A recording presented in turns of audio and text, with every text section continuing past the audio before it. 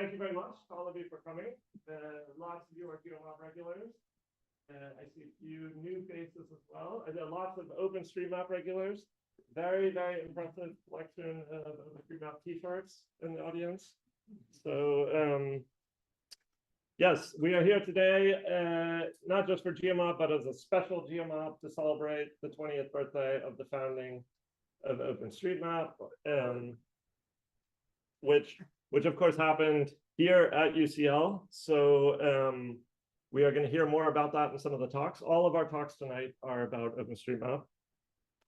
But before we dive into the talks, a little bit of housekeeping here. First of all, huge thank you to UCL for making this facility available to us, particularly Muki, who organizes all that for us.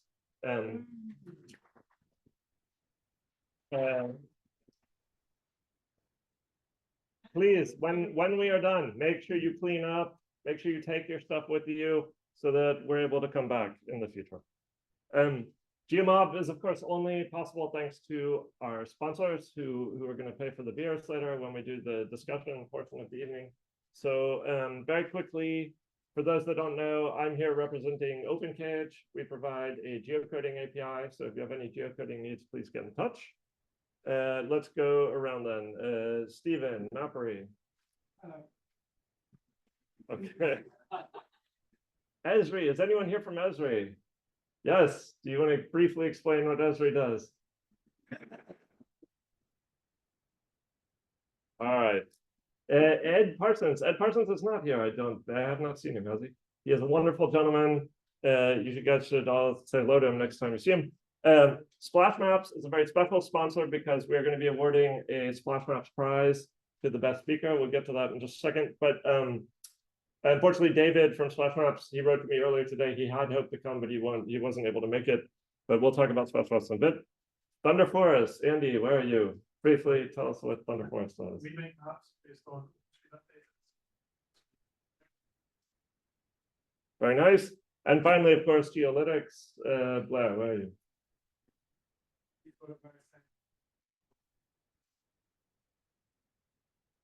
Okay, big thank you to all of our sponsors. And if your brand would be interested in sponsoring, please get in touch. The sponsors, of course, pay for the Geo Beers, which is the second half of the event. After the talks, we're going to head to the pub. This is a journey all of you can make. It's about 50 meters. Okay, so right across the street. One thing, when we get to the pub, obviously there are other people at the pub. We do have a room of our own, but it's a big group and it's going to be chaotic. So the way it works is you will need one of these cards, one of my business cards, to drink on the tab. Okay. It also is a big group. I don't know how long the tab is going to last, so drink as fast as you can. Yeah. Right. As I said, at the end of the talks, we will very quickly vote for best speaker. We do that using a service called feature upvote. I'll come back to this slide at that time. The best speaker will get a splash map. So we have a few other events coming up in the future. If you want to join us in one of our other cities, maybe in Edinburgh, which is not too far. But of course, maybe you want to travel a bit. Our next London event will probably not be until January. So I don't know yet exactly when. It depends on when we can get the venue, but check the mailing list, check the website, and you'll see. That being said, key point, we can only have the events if we have speakers. So we need people to volunteer to speak. Go to the website, fill in the form, volunteer to speak. Right, we also have a podcast. If you're not yet listening to the podcast, once a week, we usually interview past speakers or just talk about general geo stuff. Here's a small sampling of some of the things that are on the podcast, but go to the site, check it out. Lots of old episodes. We actually recently crossed 250 episodes. So whatever your interest is, there's probably a podcast there about it. So, right, and without further ado, let's dive into the talks. We have, because of the special nature of tonight's event, we have 6 speakers, which normally we only have 4 or 5. So as a result, we're going to have to keep things moving. Each speaker will have only 15 minutes to speak. And then, we'll take 1 or 2 questions, but please save your questions for the pub if you have super detailed questions. Okay. Right, and that is that. Let's begin. Pete, where are you? Yeah.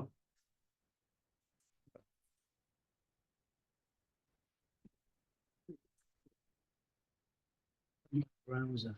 Yeah, that one. Anyone permission. Anyone. Still going. Slideshow. Yeah, that's what I'm trying to do.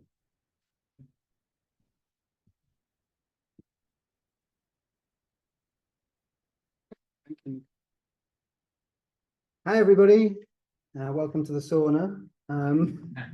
My name's Pete. I work for Humanitarian OpenStreetMap Team, or HOT. And I'm going to talk to you about open slum mapping and collaborations. First of all, have you heard of Slum Dwellers International? Okay, Slum Dwellers International is a network of organized slum communities that operates largely across Africa and Asia, a little bit in Latin America. I'm going to mention them a few times and I'm going to call them SDI, but just so you know. So for the past 6 to 12 months, we've been working with Slum Dwellers International to relaunch a project of theirs that's called Know Your City.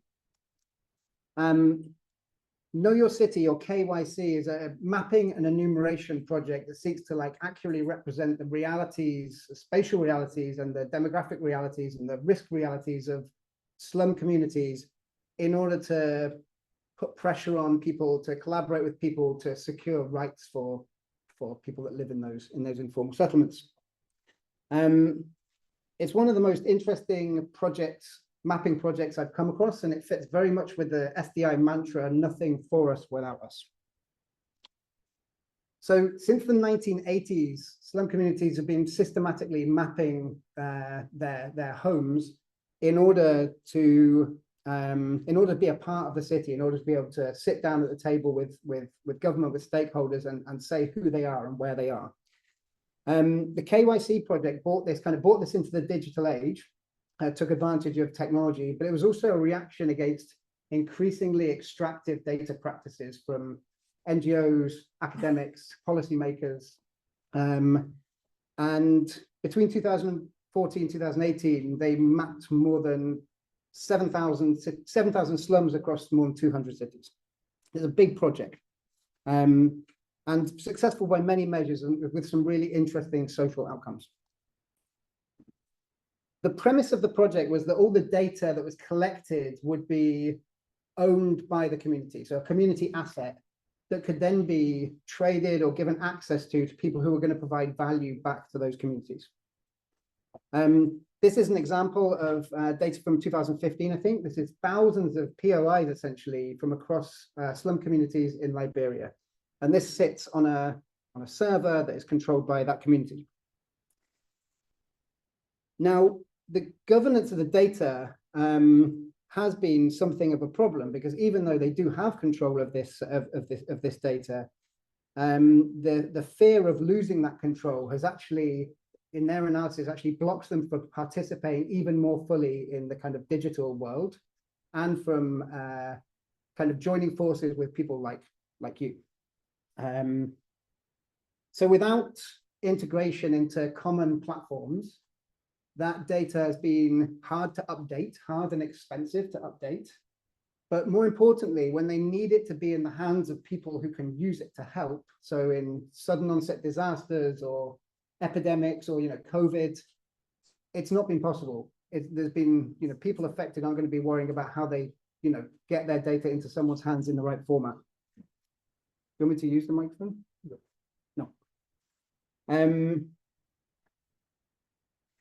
In addition, point data and the boundaries of these settlements, which are kind of agreed through a community consensus process, were very much within the scope and capability of the project.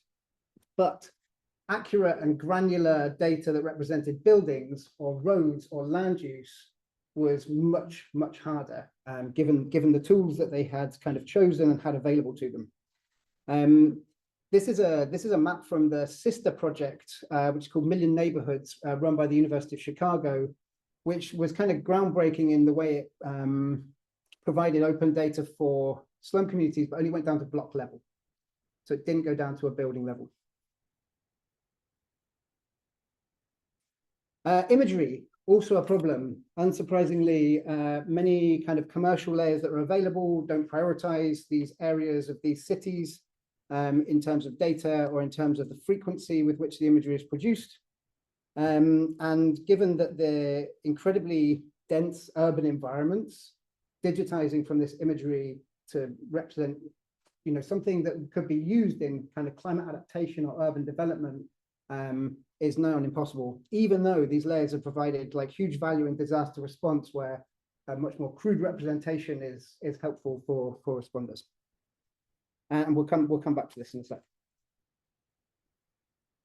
Even where imagery is good, digitization is really hard. One roof, or what looks like one roof from the sky, can house many homes, buildings, services, and it's very hard to like disambiguate that from imagery when doing digitization. So the project is a huge enumeration project. So large-scale data collection by the community members themselves. If you've ever done like large-scale data collection, especially in tricky circumstances, like this is really hard. It's analog, it's digital, the tools don't necessarily work together, and it takes hundreds of hours of coordinating and planning and checking. Looking for Eureka, remembering Bangladesh in 2016, and like working till 3 in the morning to like try and plan the next day. And this also makes it expensive, and so it makes it difficult to do. So SDI and HOT, with the support of University of Chicago, began to collaborate to try and solve some of these problems. Okay. And the OSM ecosystem obviously represented like a massive opportunity in terms of like its accessibility, like what it's been used for in the past.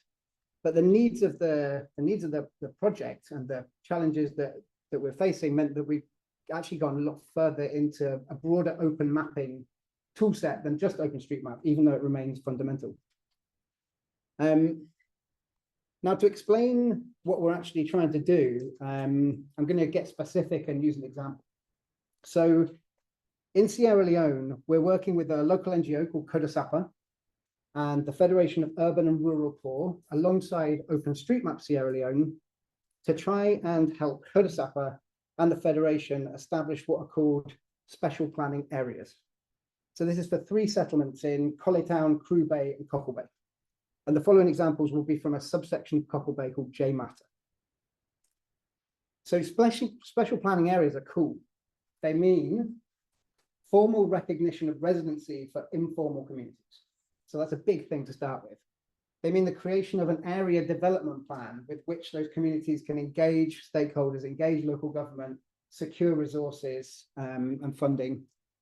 And they mean a negotiation on the terms of that development. So often informal areas get left out of development plans because to meet the criteria for building or improvement, you'd essentially have to demolish them and rebuild them, which is what a lot of the slum communities are struggling against. So it opens a table for that negotiation. So it's a really cool objective in itself. There's loads of spatial data needed for the establishment of these areas to make the case for it. And so we've started with working with the community in GeoMob to fly beautiful, fresh imagery as a foundational layer. So a bit more zoomed in, that's Esri in this area, that's Bing, and that's the community drone imagery. So this was flown a week and a half ago. So obviously this is 10 steps beyond what we had before to be able to do this. So once flown, these imageries are processed through OpenDroneMap and hosted on OpenAerialMap. So it's all open data. And from there, we can pull them into JOSM or whatever to do the actual digitization. You can see from it's much easier to disambiguate structures. It's much easier to tell where paths are or roads beneath the kind of canopy of the roofs. So it gives us an edge on the digitization. In addition, OpenDroneMap, sort of almost as a byproduct, we found, provides a 3D mesh.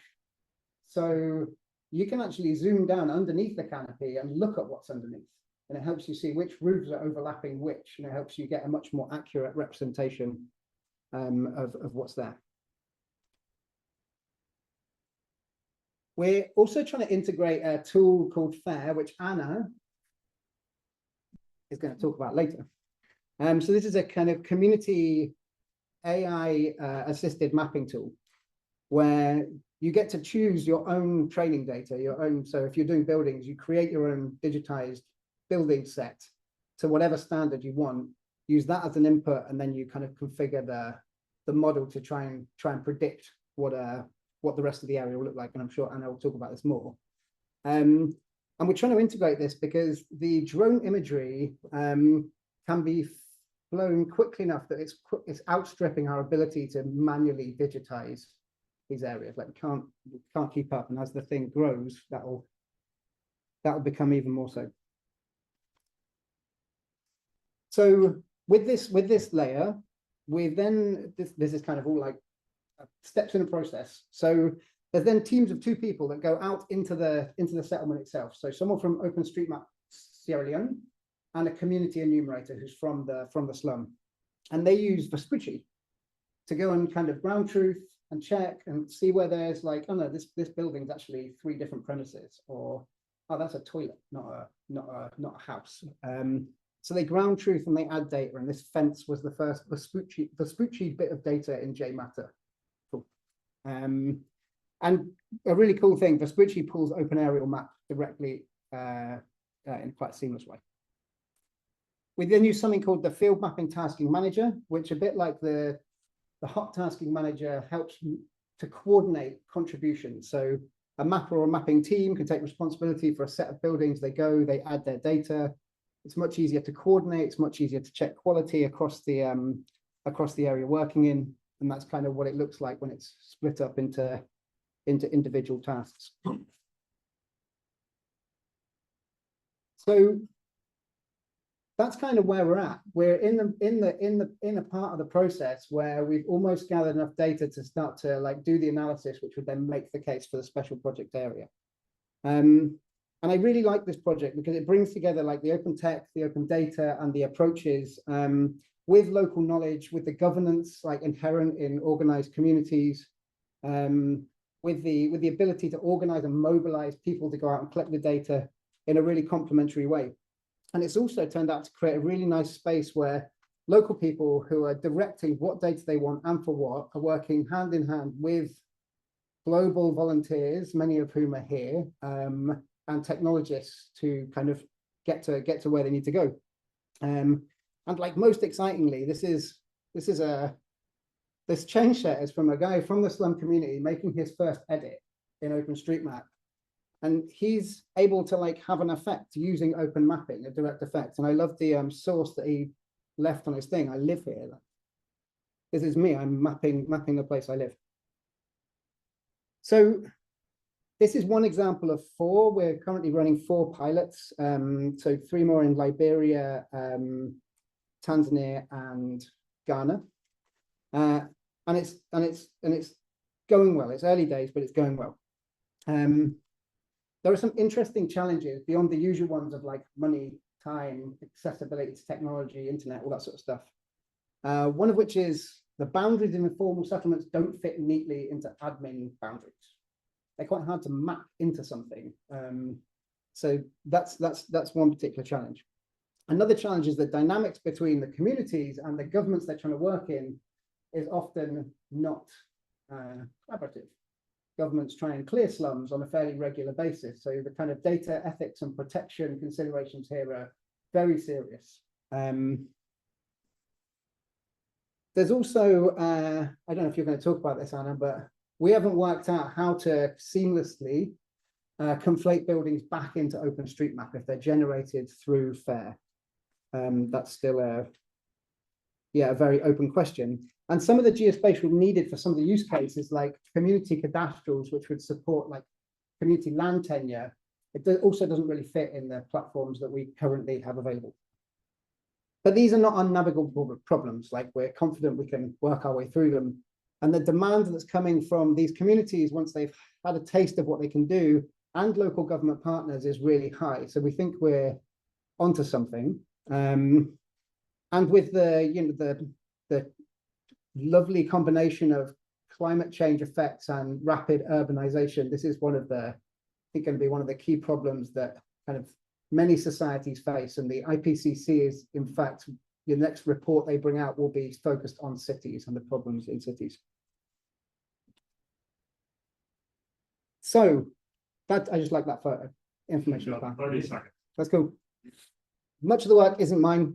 So shout out to the hot teams involved, shout out to the Kudasapa and the Federation of Urban Poor, OpenStreetMap Sierra Leone, Freetown City Council, SDI and University of Chicago, mappers and validators who've been involved, people that maintain tech that we use, people that build and improve OpenStreetMap. And that's it.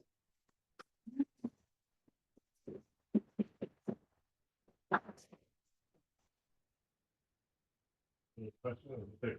One, maximum 2 questions. There's a hand up there. You choose. What do you see as the excellent? What do you see as the key benefit of doing building level mapping rather than area wide? As in like the zooming into buildings. I mean, actually, like doing everything building rather than starting with roads and areas. So for the local area plan, they need to understand exactly what land is used for.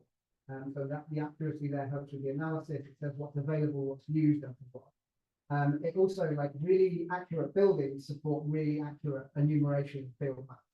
And the enumeration feeds into slum profiles, which feeds into advocacy campaigns. So it's really important that accuracy stays high all through that chain. Thank you. Thanks very much.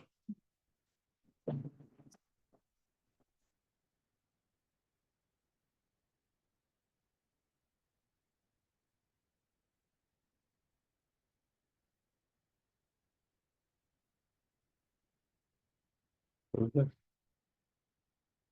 And your name? Okay, what's your stuff? It's just here. It's this one. Off you go. Can I just change here?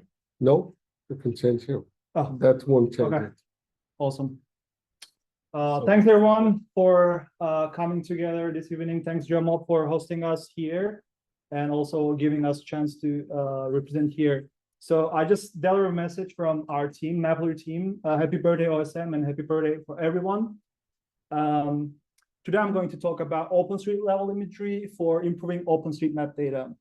I'm Syed, I'm project manager at Meta. I'm geomatic engineer and passionate OpenStreetMapper, and I'm leading OpenStreetMap Turkey community. I actively involve disaster response after like earthquake last year. And I'm former youth mappers as well as hot OSM volunteer. And my favorite editing tool is Rapid and mobile editor Everydoor.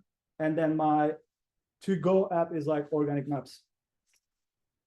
And digital and physical world intervene together. And then maps are playing very important role to basically understand our surrounding and also navigate around. And that's why at Meta, we are investing a lot of time, energy to build our own maps by using open map data. You may be wondering, like, why the heck Meta is involving maps? If you're not familiar with Meta's involvement, I just want to give you like quick introduction. So at Meta, we are using like iterative data sets, cross-source data, and then machine learning data. You know, like you cannot push machine learning generated data to OSM. That's why we have our own base map. And all of those generated data becomes available at family of apps, Facebook, Instagram, WhatsApp, and also our wearables. And while we're doing this, we are using like different resources, different technologies, and we are building maps in the open. Whatever we are doing open. We support like open mapping community, and we support like open projects such as like MapRoulette, OSMCha, MapLibre. Yeah, as I mentioned, like we use OpenStreetMap heavily. We have our own POI data sets, and then we use open admin boundaries. And then we bring all of them together and then run a QA check through OpenStreetMap data and share it through Overture, and then Overture map data becomes available as family of apps. Today, I'm going to talk about like Mapillary side. If you have any question about other map stack, we can discuss at the pub. Mapillary is a street level imagery platform that scales and automates mapping. And we have 2.4 billion open street level imagery across our platform. The coverage may differ based on the location because we don't have a power of having data in certain location because it's crowdsourcing platform, and we have partners and contributor networks. They upload imagery to our platform. So this is basically how it works. We have a contributor community, including like OpenStreetMap users, GIS companies, governmental organizations. They're uploading their imagery to Mapillary, and then we do object detection and 3D reconstruction from those images. And we generate like a pixel point cloud data. And after we turn this 3D reconstruction to map data, and then we share it publicly for free for everyone, including like OpenStreetMap community. So you can capture imagery with any camera, anywhere, with smartphone, external cameras, dash cam, or professional rig, and then you can upload it through different tools, desktop uploader, Mapillary tools, if you want to do like a multi-thread upload. So right now, like Mapillary tools is the engine for desktop uploader, and you upload your imagery, we license it with Creative Commons by share alike, and then this imagery becomes available for OSM. And also on the top of it, we don't only share imagery, we also generate map data from those imagery, which I'm going to share with you now. You can imagine you push a button, you upload imagery, and you turn into like map data, and you can use map data for improving your maps. So I have a little animation. So what's going on in the background? We basically get a bunch of street level imagery in sequence order, and there are like overlaps with within those sequences, and we can generate like 3D reconstruction. And we also add drone imagery in this 3D reconstruction, and we generate pixel point cloud, different than the lighter one. And then after we generate map data, here you can see like we detect street lights and then many other like street furniture, and that becomes available in 2D. And then the exported data can be used for any purposes, including like commercial. So we detect like 42 street assets and more than like 1,500 traffic signs. And all of those data are available through like GeoSM, ID editor, Rapid editor. So these are like some of the examples which we detect and we extract. And here we have integration. So on the left-hand side, you're seeing like Mapillary integration on Rapid. So here on the right, there is a Mapillary imagery, and without being there, you can basically have an experience to be there and then understand your surrounding and then validate data. Why I would just want to underline with the machine learning data cannot go to OSM. So imagery can give you power to be there and then to validate what machine did for you. And then we have Mapillary GeoSM plugin, which does the same thing. You have power to basically access the imagery and generated map data through GeoSM. And I just have a quick look at tag info. And then there are more than 3,500 OSM edits made with like Mapillary as a source. So these are like number of chain sets. Hopefully like those includes like more than single edits. So we recently like introduced narrow radial field, and then this is the vision of like bringing digital and digital and physical world closer together. With a smartphone, you can capture any kind of landmark and then generate like 3D reconstructed nerves. If you want to try, there is a detailed instruction on our help center, and then I did one for London. It's quite nice. Yeah, I just want to quickly talk about like how others are using Mapillary to improve OpenStreetMap data. Here there is a Sasran user. It's a charity based in UK.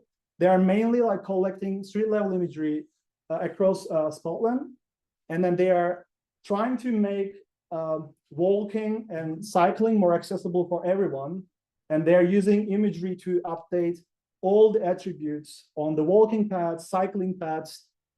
They have like a good coverage, 360 coverage across Edinburgh and then Glasgow. And yeah, I just want to give shout out to Bob3. He is a user from Australia. Yeah, exactly. He's driving circles in Australia, and he has his van. He lives in his van, and he's traveling around, and he has his own server at home, and he drops his imagery, and then he automatically uploads constantly. So that's the coverage of Australia, which he only contributes himself. And if you go to Australia map, I just want to give him big shout out. And then I never met with him in person, but I met like several video calls. Yeah, he's absolutely amazing. Another one here from Sierra Leone. So we were working with a community in Sierra Leone. It's similar to Pete's presentation. So community in Sierra Leone, they want to identify what's the electrical infrastructure in Sierra Leone. And then they attach a GoPro camera onto their cars, and then they travel across the main highways. And then since we detect like utility poles and streetlights, and then they could try to kind of understand what's the electricity infrastructure in different towns. So you can see like some clusters of like green tracks, which means that like they capture those villages. All right, let's go to next one. So there is another really like my favorite use case. We have a strong community in Mexico, and it's again with the cycling use case. Community in Mexico, they team up. Again, this was a collaboration with the Cycling Association in Mexico. Cyclists in Mexico came together and then cover all of the cycling lanes, and then they digitize cycling lanes in urban areas. We also detect like cycling lanes and markings. So that was a kind of signal for them to digitize faster. The generated data may not be that 100% accurate, but it gives signals and then help users to save time. All right. I'm not sure if you know, oh, here you are. Stefan is here. Probably, yeah. This is another like cycling use case and my favorite. I just want to give big shout out to Stefan, who is sitting with us today.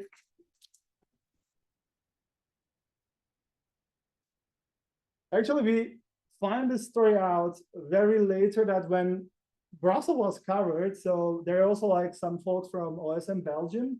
OSM Belgium is lending 360 cameras to their users, and then Stefan got COVID hobby, and then he's a passionate cyclist, and then things get uncontrolled, I would say. Yeah, so one person can make huge impact in open source projects, and this is quite common in any kind of like open source project. I mean, there are really limited people who are writing a Wikipedia article. There are also limited people who are mapping for OSM. There are limited people who are also like contributing Mapillary or other open source imagery platform, but one person can really make huge impact. Yeah, that's it. Thank you so much for having me today. If you want to reach out, here's my email. And if you want to follow what we are doing at Mapillary, you can follow us on Threads and Twitter. And then, yeah, I'll be around. Happy to chat. Thank you so much.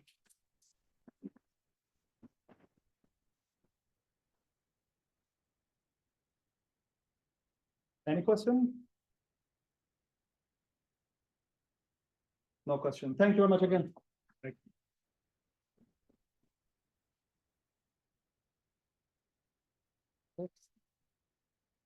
So you have your PowerPoint, isn't it? So your PowerPoint is here.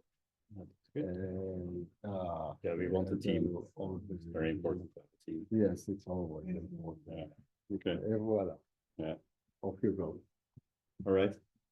Good evening. I'm Joost. My presentation is going to be a little more clunky than the other ones. My app is not a nice app. It's also a clunky app. Osmond is the app that brought me to OpenStreetMap in the first place. And I vividly remember the moment that it clicked for me, like this is what I want to spend way too much time on in my free time, about 10 years ago. When on my very first smartphone, remember when those were new and exciting, that we were walking in the mountains and we saw hundreds of people taking a main path to some lake, and everyone wanted to go there. And on Osmond, I saw this little track avoiding the whole crowd, and it actually worked. So for me, OpenStreetMap, the first experience was how to avoid people, which is very ironical because OpenStreetMap has always been like a people project to me.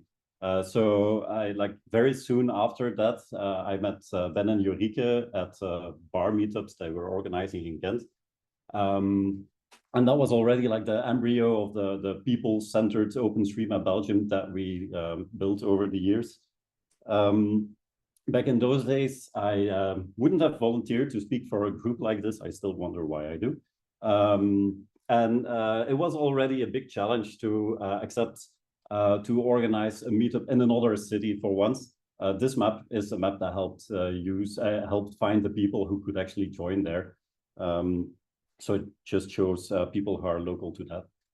It's still one of the things that I really love about being involved in OpenStreetMap, how it keeps like pushing your boundaries and making you learn new things and do things you never thought you could be able to do. And that goes both for like on a personal level and the data level too.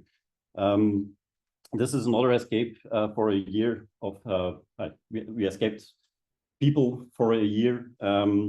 And during that time, I dove deep into OpenStreetMap data, in particular history data. And at the end of the year, I was able to make little maps like this. And why I wanted to show this, and especially why I wanted to have animation in the presentation, was that it shows both the method and the madness of the OpenStreetMap process. Like you see, a lot of things are going all the time, but if you look at the start, there's one or two people who think, I'm gonna map all the things in my neighborhood. So it's not like, we need a map. So let's start with like the main roads first, maybe, and then the smaller roads, and then maybe the paths. No, it's everything all at once, all over the place. It's one big pile of chaos. But if you look at it in a statistical way, then the main roads do get mapped quickest. And then the other stuff is being added later. And then over time, you see like these green, that's the hiking paths and stuff like that. You see them systematically being added. So there's a method to the madness, basically. One last thing about that map is that you see stuff, it keeps lighting up all over the place. And that shows that it's not just like, okay, let's add the roads and we're done, we're out of here. No, it's someone adds the roads and someone else starts adding, is it lit? Is it a dirt path? How many lanes does this track have? And they're doing this back in 2009 when there were no apps using it. So you have people doing crazy stuff because they think it's fun. And then over time, suddenly it becomes useful to do actual things with. So that's a bit of like the process of how it works. But I'm not all about like, we're so awesome. We are, of course, but so if you look at a graph like this, here we look at roads network completeness of OSM compared to some official data in Flanders and some local areas. And you see that very, very quickly, you get to a really good, decent road coverage. And then you also see it flatlines. And that really was for us the reason to start with one of our bigger projects, the road completion project, where we say, okay, somehow this last percentages, they're not going to fix themselves. So we need to find a way to identify these segments that somehow are not being added automatically.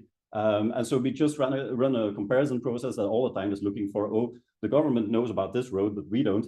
And we turn it into a micro task in MapRoulette, and then people fix it.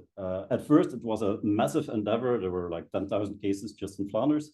But now it's like a continuous process, a few hundred cases a year. And it helps us to add, like we're always building new little streets with a few houses all over the place. And they're dead-end streets. So if you don't have to be there, you don't notice they exist. So it's easy to miss them. So that's one of the main things that we map with that project now. And one of the nice things is that we now can like statistically prove that our network is as complete as the government data, but it also has 10,000 other advantages that the government data doesn't have. It's also a fully scalable tool built by Ben and then Jonathan, I think. So it's just a simple pull request. I have some data, I have a filter, and then we can just add your data to this tool. But I told you that OSM is a people's project. This is one of the ways we build community by organizing the State of the Map. That's the yearly worldwide conference back in 2016. And a lot of the people you see here are the same volunteers that we have today. It was really a boost to get started as a community. Another thing that we did, that's where we met Pete, I guess, was humanitarian mapathons. So we worked with the missing maps. This was back in 2016. This is a little project we did. Well, no, it's the biggest project we did, actually. It was the first national mapathon where we worked with 7 universities. 200 students were mapping all day, and then one day they did this whole island where a big vaccination campaign, I believe. What? Imagery, yeah, right. So in one day, they basically mapped the whole island, all the buildings there, which was pretty cool. It's also the place where we met Jonathan, who built most of our other software. So it was a way to grow the community, but not like in creating mappers, but more in like creating core volunteers. And so, yeah, one of the things that we were struggling with at the beginning, we were having a great time in the bar, and that's good in itself, but you want more people to know about it. And then the problem becomes like, how do you let people know that you exist? Then we started thinking about a tool, and first building it in my kitchen over pizza, a tool that would detect new mappers in Belgium so that we could easily send them a message like, hey, we exist and we're people, and we don't want you to just sit behind your computer, but if you like, you can meet these other special people that are doing the same thing. It's now in its 3rd iteration. It was funded by the foundation to rebuild it in a better way. It's also fully scalable now, and there's 80 communities all over the world who are using that same tool to welcome people to their communities. The screenshot isn't entirely from that, but it's related. So this is kind of the shape of communities. It visualizes all the many channels that people are using to contact each other. And yeah, there's many geometries, many channels. Then at some point, someone here, I think Ben might be partly responsible, but someone asked me to join the OpenStreetMap Foundation as a board member. So the foundation is the organization that basically runs the servers, but also kind of keeps the project afloat. Back in those days, about 2017, it was a very limited foundation. There were a lot of people on the board who preferred it to be limited and to do as little as possible. There were very big ideological differences between the branches, between the people in there. So I kind of ran as a compromise builder, which is typical Belgian. Of course, all our compromises make everyone unhappy equally, so I don't know if that's great. Anyway, what the map shows is that at the time, the chance that a mapper will actually be a member of the foundation was very, very different depending on where you live. So in a lot of countries, the chance was basically 0, and a few countries really dominate. And you can't really expect an organization to reflect like its community if it doesn't reflect its community.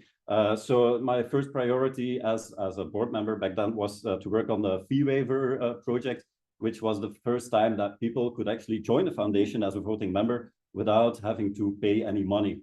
And it wasn't always so much the money in itself, it was just also the international transaction and banking stuff and access to credit cards and stuff like that that made that complicated.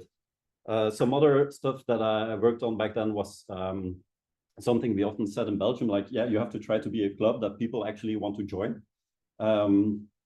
So we try to build like on making it easier for people to join a foundation to actually do things and not have to deal with all the politics.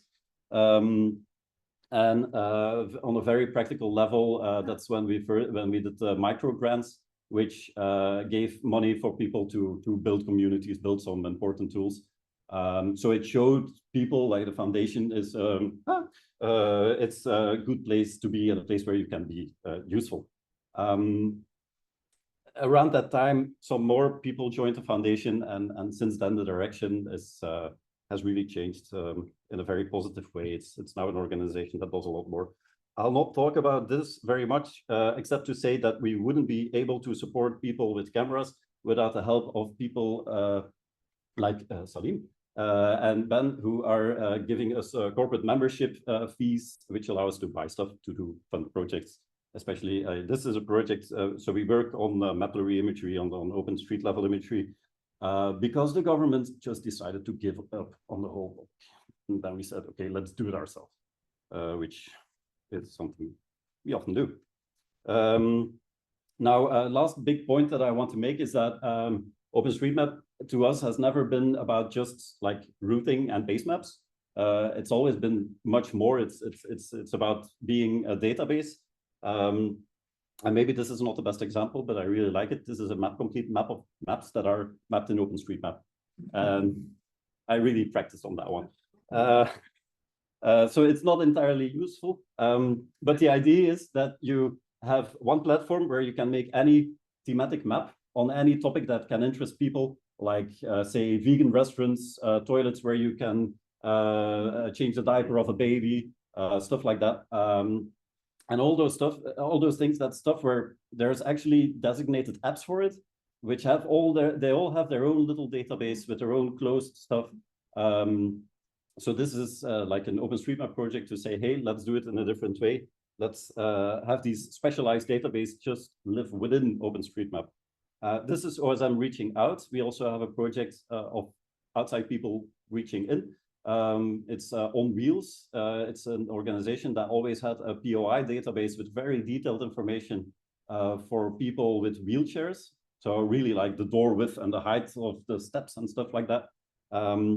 And they've rebuilt their entire tool chain on top of OpenStreetMap. So that's really like, that's exactly what we want to achieve. It's also what 10 years ago when we had ideas like that, people were laughing us off the stage. And now we're actually doing that. And I don't know, I feel like we're only just getting started. So yeah, this is just one last example of that. So at my current job, we use OpenStreetMap data to build a database of risk level objects. So it's the National Crisis Center. They manage all the big crises that happen in Belgium. And when the shit hits the fan, then this is the place where people come to work together. And these base maps, or the maps you see, the overlays, are used to quickly identify where there's stuff to evacuate or stuff you can use to improve, you can use in the crisis. And 90% of that data is coming from OpenStreetMap. And it's not just, we're not just consuming it, we're also feeding back into OSM. We're making a lot of improvements directly in OSM or doing little projects to do it. And my employer is also our latest corporate member. So thank you, my employer. I have a talk on this topic next week at Phosphor G Belgium, the Netherlands, which is happening in Belgium and the Netherlands at the same time because nerds chose the venue. Yeah. So yeah, that's it. So thanks to the corporate members. I posted all these links on my Mastodon in case you want to dive into some of the topics that I touched on. Thank you. Thank you.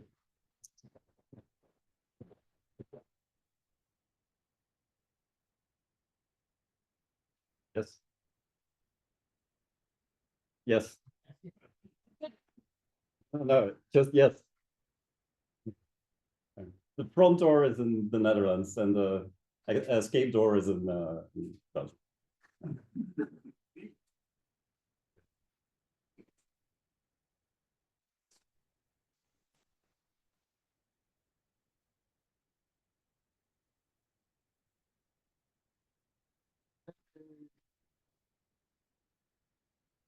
We're using loads of platforms.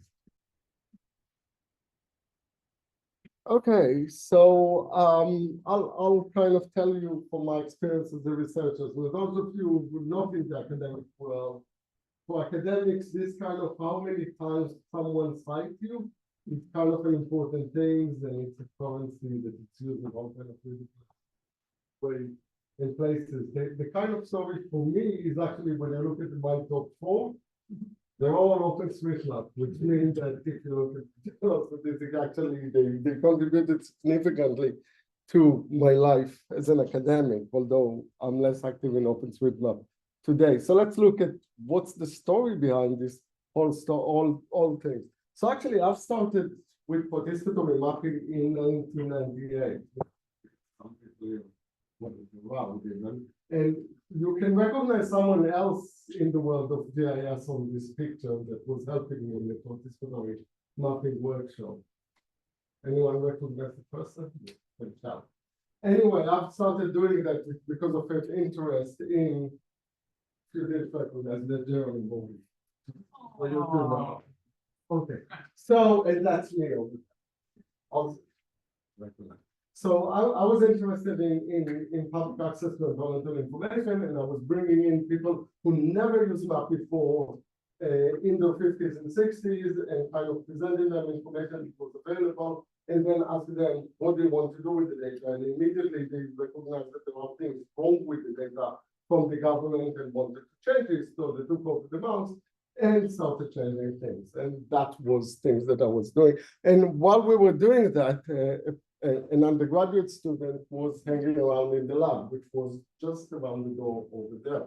And the name of this undergraduate student was Steve Coates. And he was interested in mapping and all kind of other things. So we kept in touch.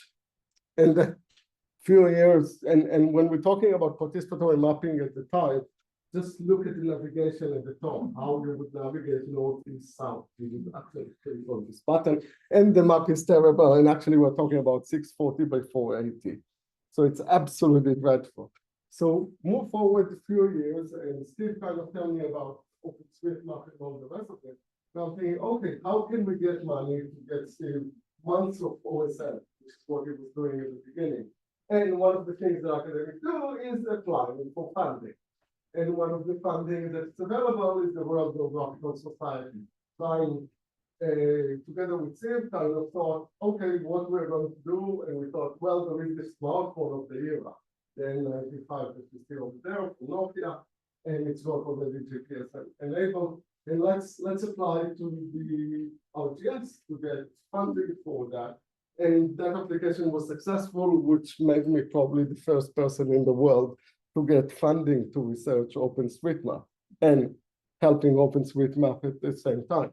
And then I have another master student that was hanging around and was interested in OpenStreetMap. His name is Nick Black. If you don't know Nick and Steve, then met and kind of started with CloudMate. On the way, actually, I've hired them to create for us a participatory mapping platform, and then walked in the middle because they had some startup something idiotic like that. But you can already see that students were interested and were doing different types of research in OpenStreetMap.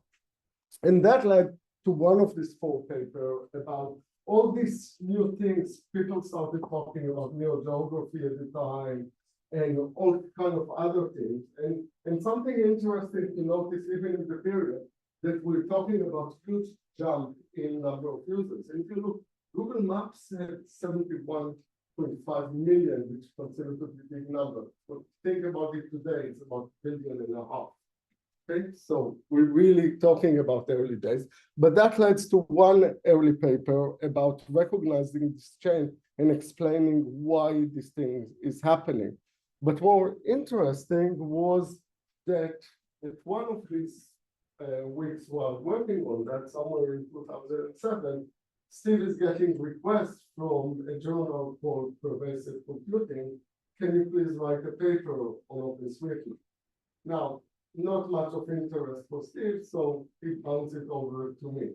I'm getting in touch with Patrick Weber, who is now somewhere senior in Luxembourg, and he was a PhD student at UCL, and we said, shall we write something?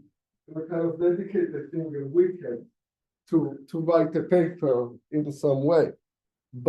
And that's the actual result of that, a paper called OpenStreetMap. Now, in academic literature, there is this kind of things, weird things that is called the standard paper. So the kind of things that everyone cites when they write something. So luckily for both of us, that's what happened with this paper. So ever since then, although this thing is from 2008, it described actually a very strange OpenStreetMap in terms of the infrastructure compared to what it is. But ever since then, people write OpenStreetMap, open bracket, Haklay and Weber, 2008, close bracket, and go on, which explains why this thing is cited 3,500 times. We should have gone to other papers like that. But then I was also around the same time, there was an Association of Geographical Information Conference, and I was going there with Steven, and Steven was asking me about the quality of the data, like how come these people just going around with GPS can collect good data and all the rest of it. Interesting question. And then also Steve Coast and Nick Black had the interview at the same time, and somewhere in the interview, they said, but nobody maps housing estate, but apart from that, everyone maps things. So for example, use example of the missing 2%, I'm willing to bet that a lot of it is happening in poor or deprived area, but you need to prove it. And I thought, okay, so what you can do is you can combine both questions. You can combine the question of data quality with the question about where it is mapped and where it is not. So I went off and started to look at that and look at the question, for example, how can you tell about the quality per number of users? So that's the map on the right. Or you can take something called the index of mapping of multiple deprivation and kind of plot the data in OpenStreetMap from the site. So this is the least affluent area, and this is the most affluent area. And you don't need causality, correlation is not causation, but in this case, it's fairly clear it is. And you also see all kind of phenomena that to this day continue to fascinate me. So that's from analysis by CloudMate, where it was kind of showing these amazing things that is happening in such systems. So notice, for example, that you have 70% of people that bother to go through all the process of registering to the platform, but then don't map anything whatsoever. Now, I can tell you from platforms in citizen science, which is what I'm doing now, that this is not unique phenomenon for OpenStreetMap. But it's interesting what it is. And a lot of these people actually don't want to spoil the data. So they get frightened and they kind of don't think that they are good enough to deal with the data. The other things is what a tiny group of people, and we've seen already in the talk examples of that you have a tiny number of people that are actually contributing to it. And that's another interesting research question to try and understand what's going on. And also, it was interesting period, I have to say, like to be in the right time in the right place is also very useful in terms of academic career. Because if you look at the difference in OpenStreetMap between 2008 and the difference to 2009, you can already see. So the area in blue, it's very similar to what you was showing. That's very nice. Because what you are seeing that all the area in red, we know that OpenStreetMap is under mapping, and all area in blue, it's likely to be better than the original survey. And you see already the difference between the two periods. And I had a whole group of students who kind of developing algorithm and were doing different work around it. And that meant that I have the algorithm ready when Michael Meron got in touch with me over the Christmas break and saying, look, we have an issue that we are doing the mapping in OpenStreetMap, and Google is doing their map maker, and they're saying to all the humanitarian bodies that their maps are better. Can you kind of compare the data? Here's the data, can you do something? So I dialed up to a server at UCL and kind of was able to produce a map that was then used by Mikhail and by what became Humanitarian OpenStreetMap Team to demonstrate that they're doing the mapping in the right place and that the quality is way better than what Google provided at the time, which is my tiny contribution to also to the Humanitarian OpenStreetMap Team.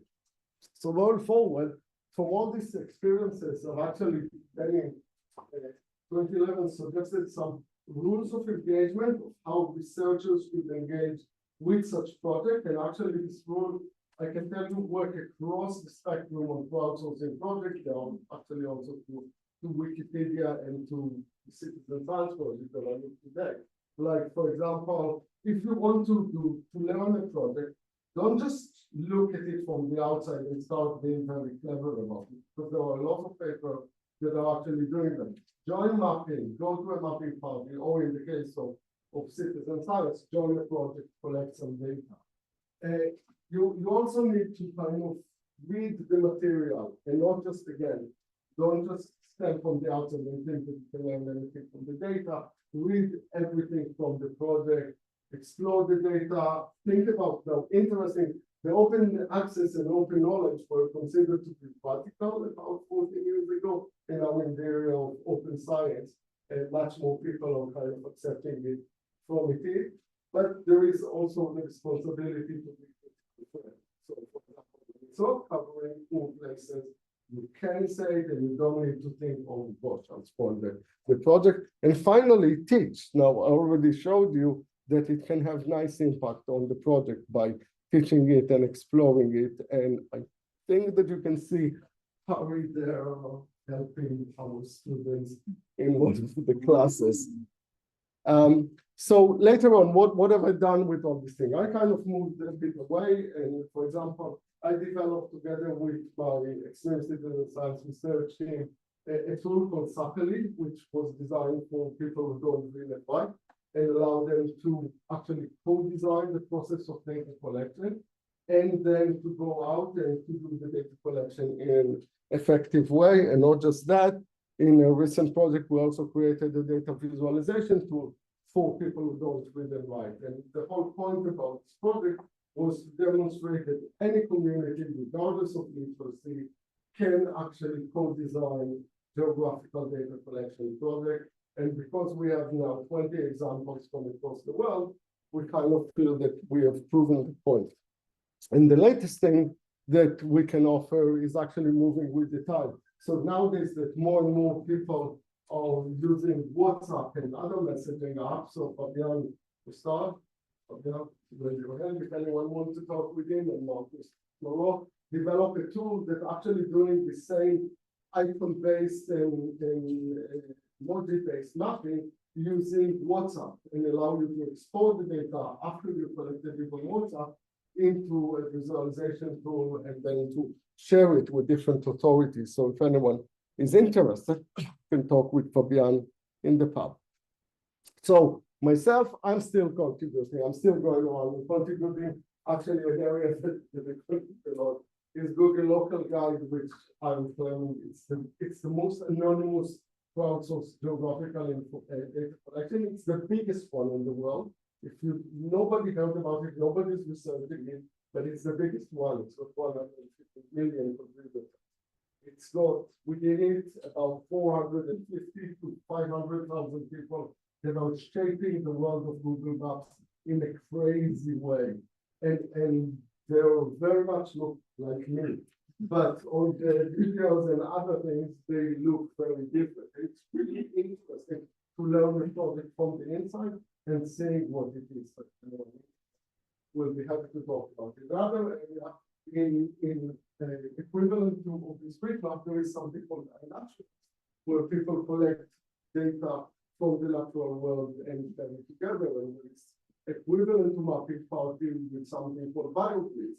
And there is all kinds of things that you can learn by starting to compare and contrast projects. Or you can put in Boeing on your computer and start contribute to also climate modeling and other things like that. So there are plenty of ways in which you can contribute, and there is. My last contribution to OpenStreetMap was 6 years ago, and I need to do something about that. So 10 years ago, I've written at the end of my blog post that has been illuminating, fascinating for the first decade, and may continue to successfully for more decades to come. So I'm absolutely behind the things that I wrote 10 years ago. Thank you very much.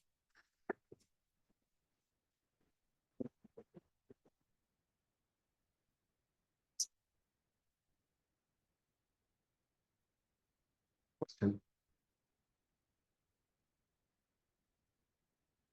Yeah.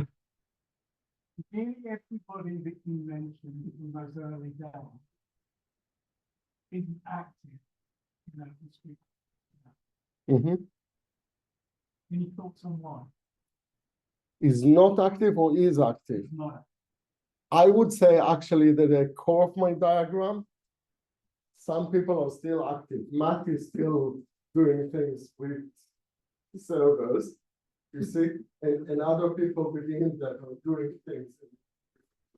Now, what it is that there was a change, actually, something, like, for example, something that I did, and actually, I think that Andy will probably, or might overlap something, I hope I'm not taking anything. Like, part of the reaction of OpenStreetMap and the behavior of the foundation for a long time was a reaction to the fact that CloudMate was trying to grab the project and close it and turn it into a waste. You know, it's not talk too much, but if you look at the book of OSL, you'll find that the information that was the intention, and it didn't change. So that creates a kind of antidote or behavior within the project, which actually cause people to move on. Secondly, move on in all the project that is around. One of the biggest insights throughout my career was the day when I realized that I'm going to community members, and I always see people in their 50s and 60s. Some people complain that for participatory projects are always getting people in the 50s and 60s. But then I realized that the 50 and 60 people that I've seen as a PhD students are now in their 80s. So I'm actually always seeing 50 and 60s, but it's different people. Okay? And that kind of something, and actually I'm designing our project that are going after people in their 50s and 60s. There is a good reason. So you've seen used example that people are mapping the local area. So people in their 50s and 60s been living in the area for 10, 15 years, and people have more leisure time. People is kind of move through different stages in life and do things. So it's all kind of reasons that you can identify in this area. But that's exactly when you start looking at the behavior of participants, and open project like OpenStreetMap can reveal so much data in the metadata that is unbelievable. Okay. Yeah, thanks.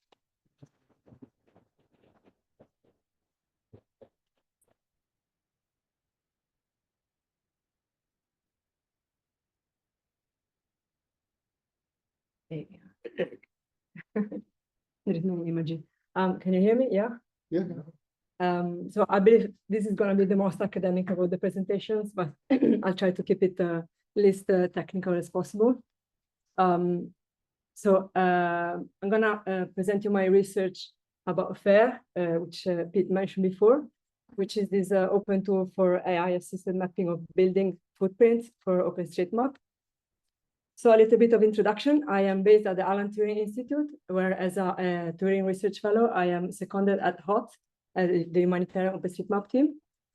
HOT has developed FAIR. This is the web page. FAIR stands for free, F is for free and open source software, AI is for artificial intelligence, obviously, and R is for responsible mapping. And what FAIR does, it allows you to fine-tune a pre-trained model to map your self-building footprints on a specific city that you want. By building footprints, we mean the building outline that we see from aerial imagery. So I'm trying to make it as simple as possible. The machine learning is behind FAIR is computer vision that does image segmentation. And it works like this. Let's see if I have a mouse. Yeah, can you see it? Yeah or no? No, it's the mouse, this mouse. This mouse. Okay. So we have labels, which are vectorial data.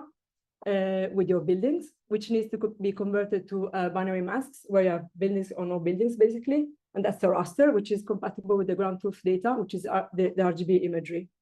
This goes within the machine learning model, where the training and validation take place. And they split out the checkpoints, or are called also weights, with which you can run prediction on other parts of the city, basically. So the ground truth data for FAIR comes from OpenAIMap, which was introduced by Pete also before. Here, a user can upload and download a drone or unmanned aerial vehicle imagery, usually a centimeter level. And the labels come from OpenStreetMap. So the way that it works, this is the training data set generation. I upload my open area imagery. This is a case in Russia. I create my areas of interest, and I can fetch the data from OpenStreetMap. If the data aligns, great. Otherwise, you can map it yourself or try to align it with OpenStreetMap data, which I think is the best thing of this tool, because at the same time, you don't create labels just for yourself in your computer, but they go straight to OpenStreetMap. So after you train after you created your training data set, you will run the pre-processing through the FAIR website, which generates the machine learning and everything I was saying before, but I'm not gonna go in detail through that. But I'm gonna talk about is more about my research on the performance of FAIR. And basically, when you have trained your data and you run the prediction, you can get something like this, which is not very satisfactory, right? Or in other cases, this is a case in Pemba in Tanzania, or this is a case in Bogota in Colombia, where without even tweaking the parameters here, I get a very satisfactory result. So my research question I came up with is how accurate is FAIR in detecting buildings in different conditions? Does it work better in certain regions of the world, or where there are different type of buildings? Where does it work? How can we assess the performance of FAIR? So when we speak about accuracy at the moment, if you consider this is the metric that FAIR uses, which is called categorical accuracy. So this is what should have been detected, and this is the prediction. And the accuracy which is used now is what has been correctly identified on the samples over all of the samples. My original idea was, okay, let's find the best metric to be used in this situation. But then I found this seminal paper, which did the job for me, which was very well written, and I suggest you to look at that if you want. And they suggest to use IUU, intersection over union, which is a measure of the overlap of the prediction over the actual data. And other metrics which are usually used for image segmentation like this are precision, which is the true positive over what has been predicted, and recall or sensitivity, which is the true positive over what should have been predicted. Then we have F1 score, which is an harmonic mean of the two. So these are commonly used, and I'm going to use them as well for my research. And I mentioned I'm not going to assess the accuracy of the prediction, but during the validation, so in the machine learning process at pixel level. So I had to generate my data set. So I used the FAIR website, and I've chosen 25 urban regions. And I had to choose some variables for which to categorize the cities. So I came up with 3 variables. The first one is the degree of urbanity, I call it. I'm going to show you some examples of images because that's easy to understand. So we have peri-urban areas like this one, where I show you the RGB image, and next to it, the adjacent binary mask for it. So we have for this degree of urbanity, we have rural, peri-urban. This is a neighborhood in Kampala in Uganda. Urban, this is the example from before from Bogota, and refugee camp, which I took as a category apart. As a second variable, I took the roof cover type. So also you have 4 categories. So we have shingles, metal in general is thin, cement, and the last one is mixed. A mix of all the above or something else, basically. And probably the most relevant variable is urban density. And here we have an example of an area in Montevideo where the buildings are really all packed one next to each other, or sparse, the opposite. This is a rural area in Croatia. And yeah, this is grid, which is something kind of sparse, but at the same time, there is a regular pattern in the city, which happens many times as well. This is so perfectly aligned north-south. Yeah, So without take out all the suspense, and obviously that's density was the variable that took it seems to be the major driver in the performance. I'm going to show you here a graph, try to keep it easy. For each row, we have an urban region. We have the 5 metrics, which I mentioned before, in X, and the batch size, which is something specific to the machine learning model. And here I'm showing density because it's what shows for me the best pattern. And we have the city group by dense, grid, and sparse areas.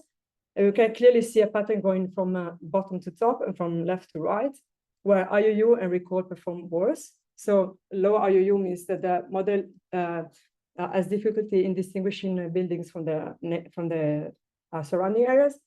And the low recall means that not all the buildings are detected, but the higher precision means that the ones that are detected precisely.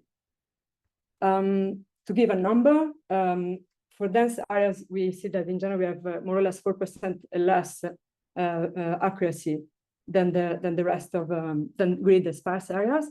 And when you consider IOU alone, this goes up to 8%. So if one uses sphere at its current status, can know this, that's what happens basically. I'll show you some examples. I know you would like to see some maps. So these are the 2 cities, the first 2 on the list, Banyuwangi and Palabi, where it works worse. So if I run the prediction here at zoom 19, that's what I get. You see, it struggles to see the buildings here. Some of them are not detected at all. If I zoom in this gray area and I try to run the prediction again, first of all, you can see that there must be some post-processing effect on the image because it seems quite flat. There's hardly any shade. And yeah, that's the prediction doesn't really work very well in this dense area.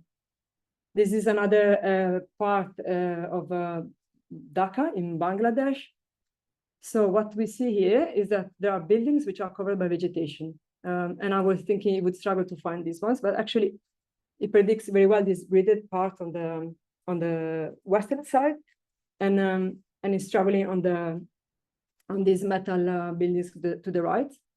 So if we zoom again on the metal cover building, we can see in fact that the prediction only finds the stuff in between buildings, and I'm wondering if that's because it's trying to learn that there are this vegetation on the roofs or what it is. But actually, if you look at the pattern of how the metric goes, probably more epochs running for the machine learning model would have brought to better results, but the model was still learning, basically.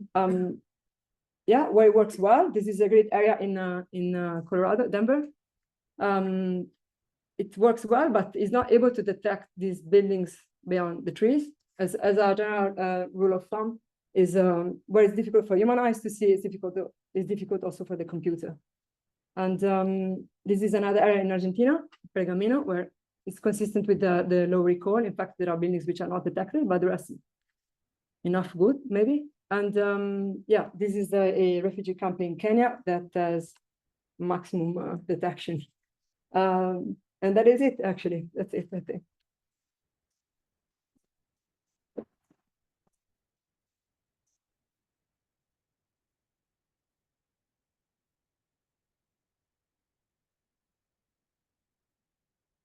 Prove that it's to advice frame for other map rural area like sparse areas, or if you map in dense areas, you must be aware that there is a bit of gap.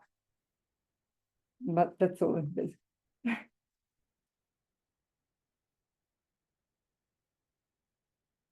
Questions?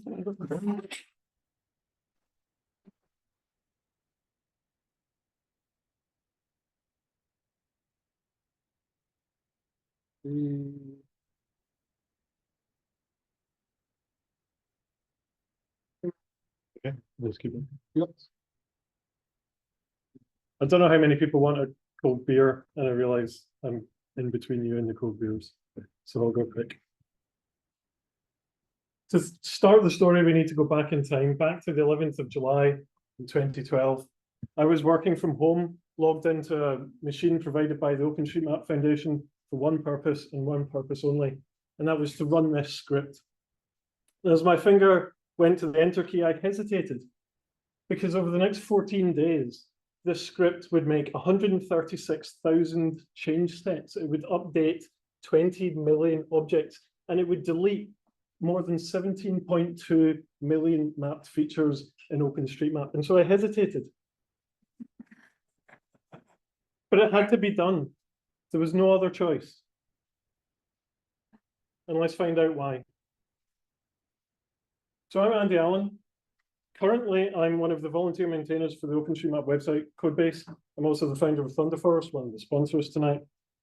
And back in 2012, I was an OpenStreetMap expert and a freelance OpenStreetMap developer.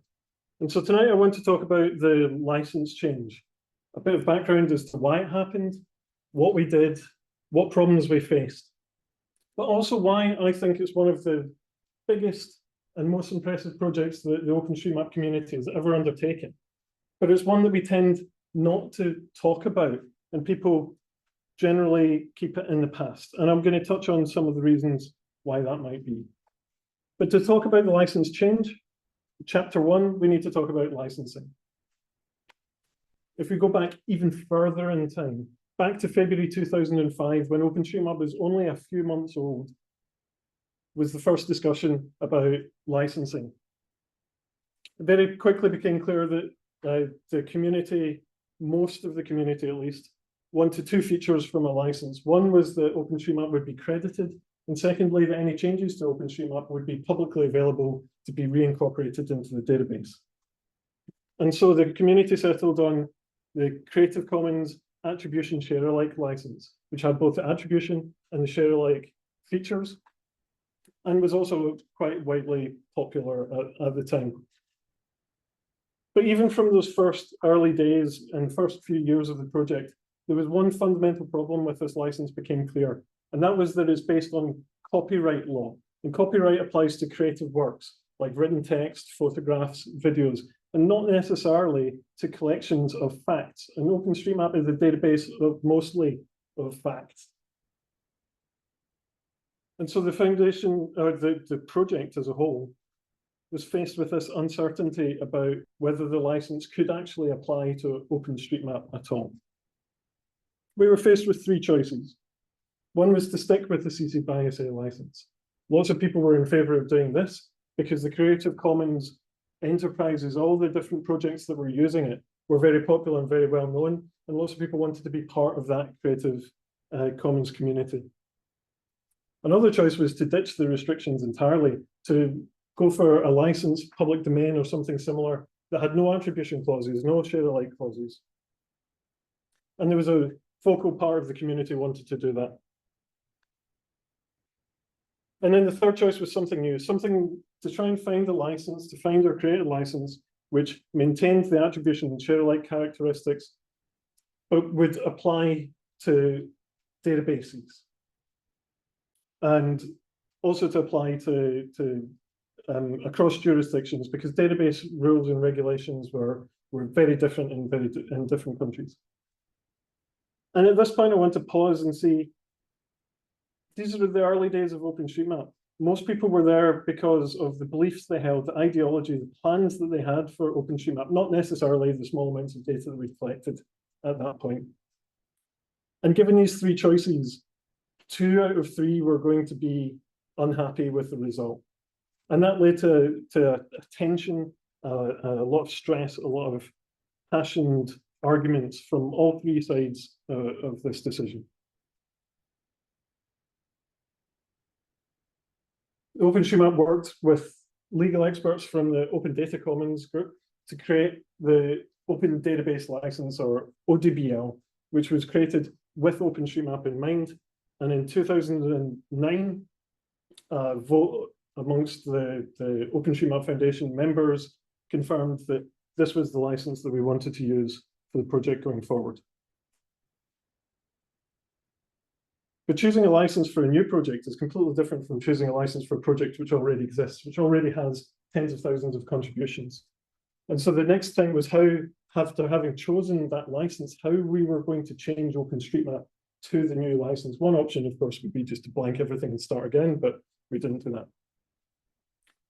To try and figure out how to do this, it's quite a rare circumstance. Projects tend not to change the license when they're going, and certainly not projects which involve thousands of people, each of whom own their individual contributions. For a big company, if they own it all together, they can just make the decision. But for thousands of people, this is quite unusual. And so we looked for any precedent that we could find for what had been done before.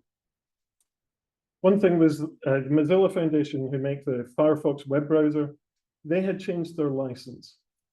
Software licensing is not quite the same, but it was a reasonable analogy. They had lots of individual copyright holders, all of whom would have to either agree to have their contributions relicensed or for their contributions to be removed and code rewritten. You can see it took a few years for them to sort it out, but in total they managed to get over 400 individual software developers to agree to their new license, which was quite a big thing at the time. Another project that also wanted to relicense around the same time was Wikipedia, which had originally been published under the GNU Free Document License version 1.2 or later. And I say that that's important because they came up with a neat little trick to bypass most of the headaches. And they persuaded the authors of the GFDL to make a version 1.3 with a special Wikipedia section. And the Wikipedia section said, any wiki that happens to exist under this license prior to this date can change their license if they want to, so long as they get it done before that day.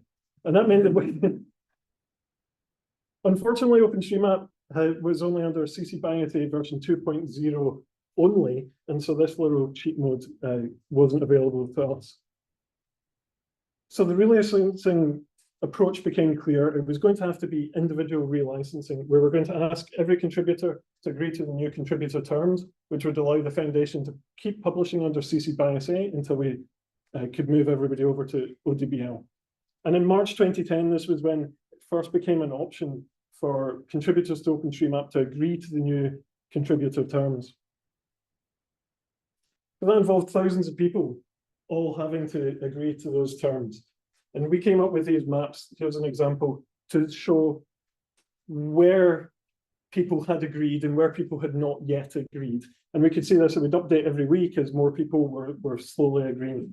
But different communities were being affected in different ways for different reasons, as well as trying to make everybody aware of the licensing change. And this was, in some cases, particularly difficult. In one case, sadly, it was impossible when we found out one of the contributors had died, and we had to explain to his widow about the relicensing and whether she would agree to relicense his contributions. But it was also different in different situations. We had one contributor to the southwest of London who was a passionate Creative Commons believer and who would refuse to agree to the contributor terms, and even went as far as setting up a rival project to OpenStreetMap in order to maintain the original license. At the other end, in South London, we had a prolific contributor who only wanted his contributions to be available under the public domain. And again, he refused to agree to the contributor terms. Australia were sunk.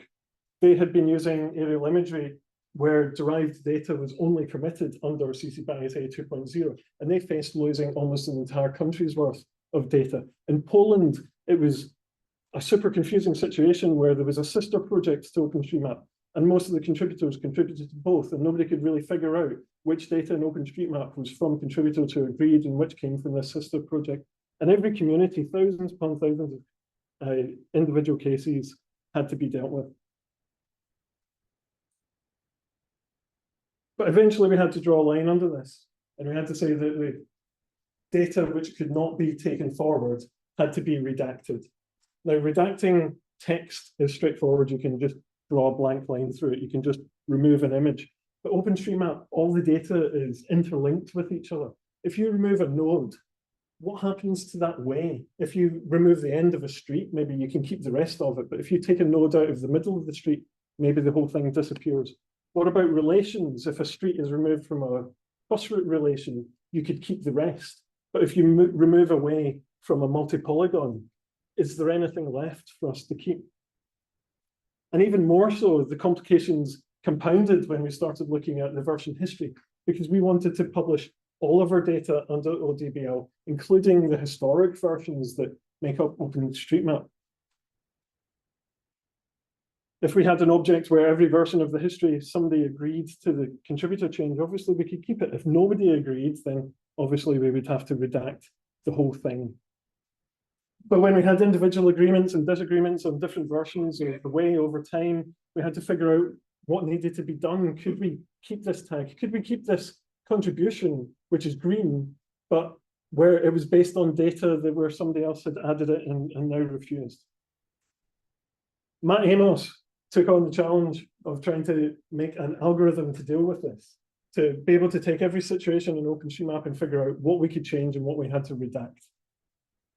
There were over 300 individual cases and situations and combinations of adding tags, removing tags, adding features, deleting features that had to be assessed and figured out.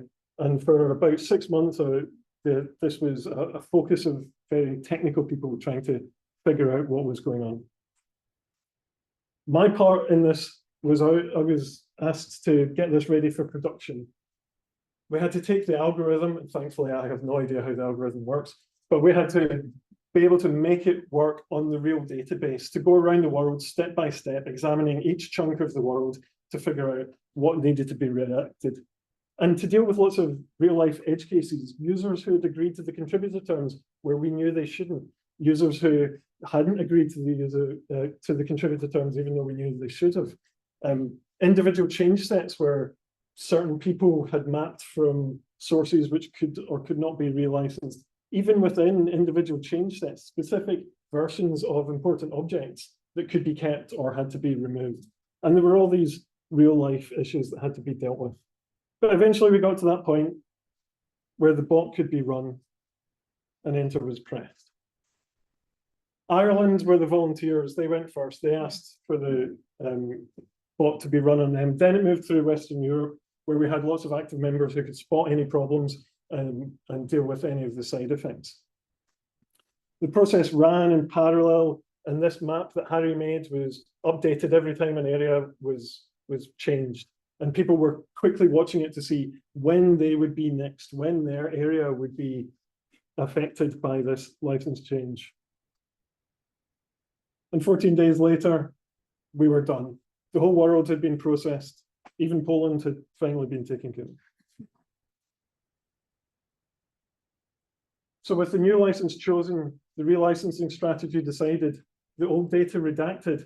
This was it. This was the big moment. We could celebrate all the work, all the years of effort that had been going on. And on the 12th of September 2012, this was the moment where the foundation stood up and said, it's now available under ODBL, thanks, Open Database Commons. Just slightly underwhelming. But I think, and this is one of the things, I think this reflects the way that everybody felt. It certainly reflects the way that I felt. With all the heated debates, with all the impossible situations, with all the data deletion, with all the loss in contributors and rival projects and things like that, we never really celebrated having made this change. It was more a kind of like feeling of relief that it was over, at most a sense of satisfaction at a job well done, but definitely something that most people wanted to move on from. And I think this is a great shame, and it's why I wanted to come here and talk about it, because there is something to be celebrated here. This was a massive project, and it is something that I think OpenStreetMap should be more proud about and more happy to talk about.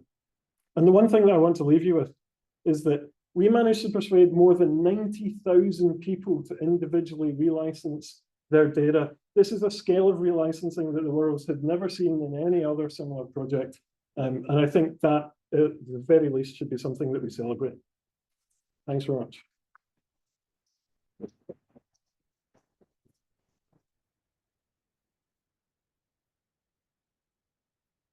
Well done, Andy. Well done. We're going to celebrate tonight. All right, but first, wait. One more thing. First, we have to vote for best speaker. So, we go back. Okay, go to back. Yes. Okay. Please vote only once. Only one speaker can win. The winner will get a splash map. I enjoyed all the talks, but we can only choose one. I hope it works. I don't know. Show the list. So, because it's alphabetical. It's not alphabetical. It's in reverse order that they're spoken. Which happens to be I alphabetical. put the first talk in first, and then the second talk, and that's how it works. Sometimes life is just fucking cruel. All right. Vote, vote, vote. Ah, you got the vote about the story. Again, please vote only once. If your talk, your favorite talk doesn't win, that's okay. You can congratulate them on the vote on a great talk. I enjoyed all of the talks. Has everyone voted? You got 10 more seconds. All right, I'm gonna call it. I'd say it's pretty clear. The winner is Andy.